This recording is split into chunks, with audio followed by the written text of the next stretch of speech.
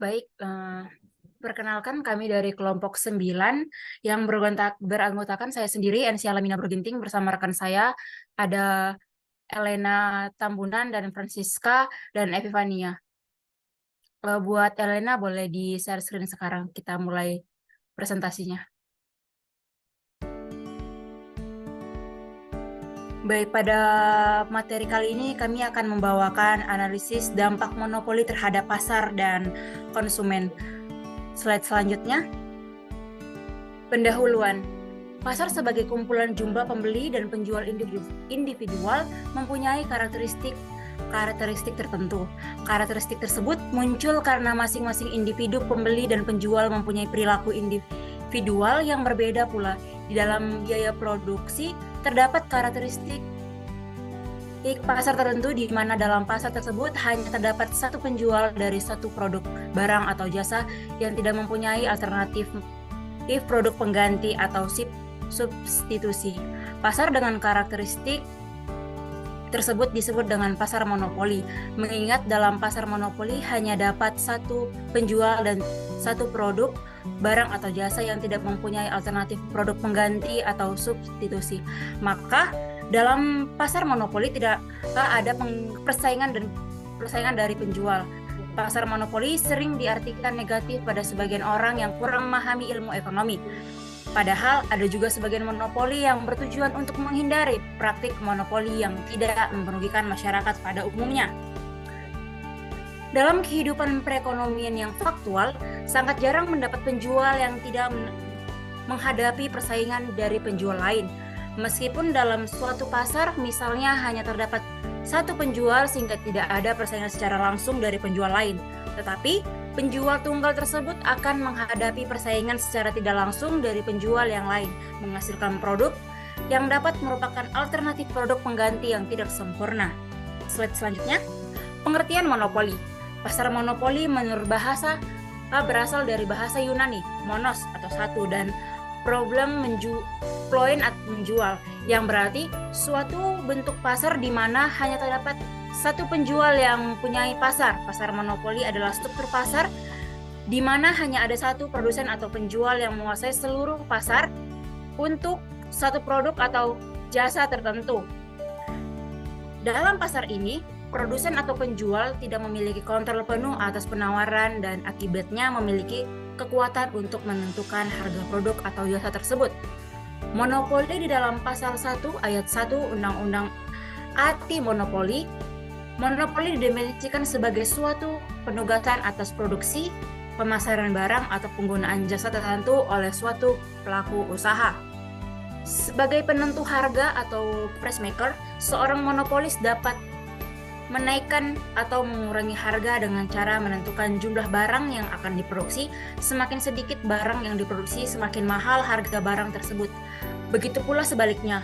Walau demikian, penjual juga memiliki suatu keterbatasan dalam penetapan harga. Apabila penetapan harga terlalu mahal, maka orang akan menunda pembelian atau berusaha mencari atau membuat barang pengganti atau substitution produk tersebut atau mencari di pasar gelap atau black market. Baik, slide selanjutnya akan dijelaskan oleh teman kami Helena. Pada Helena kami persilakan. Di sini saya akan menjelaskan jenis pasar monopoli. Yang pertama yaitu monopoli alamiah, yang kedua monopoli masyarakat, yang ketiga monopoli undang-undang, yang keempat monopoli karena kemampuan efisien, yang kelima monopoli karena penguasaan bahan baku, yang terakhir adalah monopoli karena penguasaan teknologi dan tenaga ahli.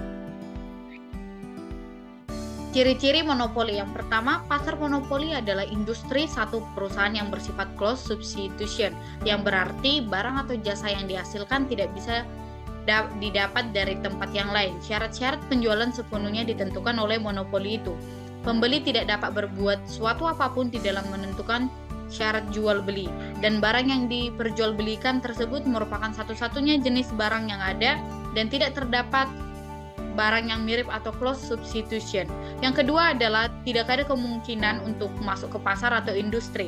Sifat ini adalah sebab yang utama. Tanpa sifat ini, pasar monopoli tidak akan terwujud. Keuntungannya adalah untuk mencegah adanya beberapa perusahaan yang berdiri di dalam industri itu.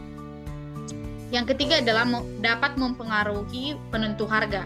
Karena perusahaan monopoli merupakan satu-satunya penjual di dalam pasar, maka penentuan harga dapat dikuasai atau price setter atau price maker. Yang keempat adalah promosi iklan kurang diperlukan.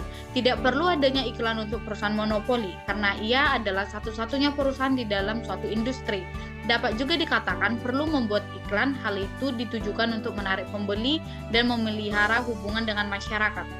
Pasar monopoli adalah situasi di mana hanya terdapat satu penjual yang menguasai seluruh pasar untuk produk atau jasa tertentu.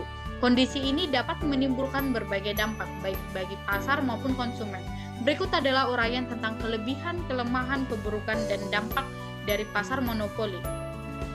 Kelebihannya yang pertama adalah efisien produksi, yang kedua inovasi, yang ketiga kualitas produk, yang keempat stabilitas harga. Kelemahannya yang pertama harganya yang tinggi, yang kedua kurangnya pilihan, yang ketiga kurangnya inovasi, yang keempat kurangnya efisiensi. Adapun keburukannya yang pertama yaitu kekuasaan pasar yang besar, yang kedua penghambat persaingan, yang ketiga penyalahgunaan kekuasaan. Dan slide selanjutnya akan dijelaskan oleh teman kami yaitu Epifania. Baik, saya akan menjelaskan tentang dampak monopoli. Dampak terhadap pasar. Monopoli dapat mengubah struktur pasar dan mempengaruhi alokasi sumber daya. Hal ini dapat mengakibatkan inefisiensi pasar dan merugikan konsumen. Yang kedua itu dampak terhadap konsumen. Monopoli dapat menurunkan kesejahteraan konsumen dengan menaikkan harga, mengurangi pilihan, dan menghambat inovasi. Yang ketiga, dampak terhadap ekonomi. Monopoli dapat menghambat pertumbuhan ekonomi dengan mengurangi persaingan dan efisiensi. Monopoli mempengaruhi perilaku penetapan harga dan output dalam pasar. Perilaku penetapan harga. Harga lebih tinggi, monopoli umumnya menetapkan harga yang lebih tinggi daripada perusahaan dalam pasar persaingan sempurna. Hal ini karena monopoli tidak memiliki pesaing langsung dan memiliki kontrol atas pasokan produk jasa di pasar. Yang kedua, kurva permintaan berbeda. Monopoli menghadapi kurva permintaan yang berbeda dengan perusahaan dalam pasar persaingan sempurna. Kurva permintaan monopoli berhimpit dengan kurva pendapatan marginalnya, karena monopoli adalah satu-satunya penjual di pasar. Yang ketiga, memaksimalkan keuntungan. Monopoli akan menentukan tingkat output di mana keuntungannya maksimum. Monopoli akan memilih output di mana pendapatan marginal sama dengan biaya marginal. Yang keempat, diskriminasi harga. Monopoli dapat melakukan diskriminasi harga, yaitu menetapkan harga yang berbeda untuk konsumen yang berbeda. Monopoli dapat melakukan diskriminasi harga berdasarkan faktor seperti lokasi, usia, atau jumlah pembelian. Perilaku output. Output lebih rendah. Monopoli umumnya memproduksi output yang lebih rendah daripada perusahaan dalam pasar persaingan sempurna. Hal ini karena monopoli memaksimalkan keuntungannya pada tingkat output yang lebih rendah daripada output yang akan diproduksi oleh perusahaan dalam pasar persaingan sempurna. Yang kedua itu efisiensi. Perilaku penetapan harga dan output monopoli dapat menyebabkan inefisiensi pasar.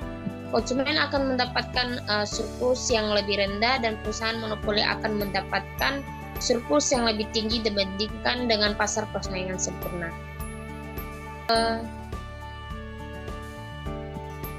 Faktor-faktor yang mempengaruhi perilaku monopoli ada beberapa bagian. Yang pertama itu elastisitas permintaan.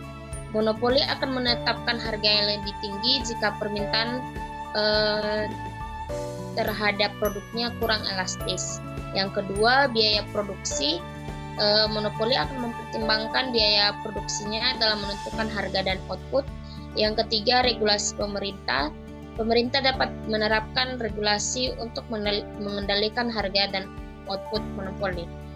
Slide berikutnya dijelaskan oleh teman kami, Siska. Baik, saya akan menjelaskan dampak penetapan harga dan output monopoli. Yang pertama, konsumen. Konsumen akan membayar harga yang lebih tinggi dan mendapatkan surplus yang lebih rendah dibandingkan dengan pasar persaingan sempurna. Produsen, perusahaan monopoli dan akan mendapatkan surplus yang lebih tinggi dibandingkan dengan perusahaan dalam pasar persaingan sempurna. Lalu masyarakat, inefisiensi pasar yang disebabkan oleh monopoli dapat merugikan masyarakat secara keseluruhan. Dampak monopoli terhadap surplus konsumen dan surplus produsen. Surplus konsumen yang pertama lebih rendah. Konsumen di pasar monopoli umumnya memiliki surplus yang lebih rendah daripada konsumen di pasar persaingan sempurna. Hal ini karena monopoli menetapkan harga yang lebih tinggi dan membatasi jumlah output yang diproduksi. Yang kedua, kurang beragam. Konsumen memiliki pilihan yang lebih sedikit di pasar monopoli karena hanya ada satu penjual.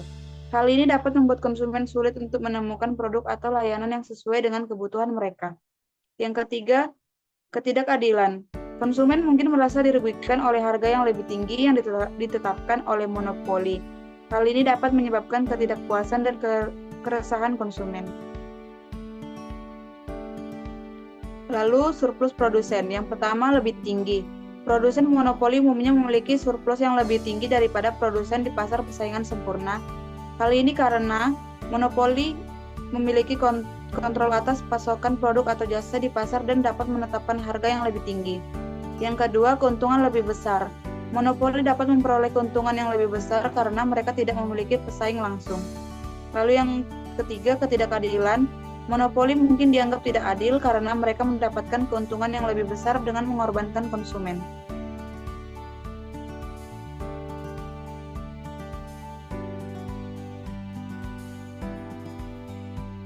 Baik, selanjutnya saya serahkan ke teman saya, NC. Baik teman-teman, sekian presentasi dari kelompok kami. Semoga dipahami. Jika ada yang kurang mengerti, boleh ditanyakan di kolom komentar.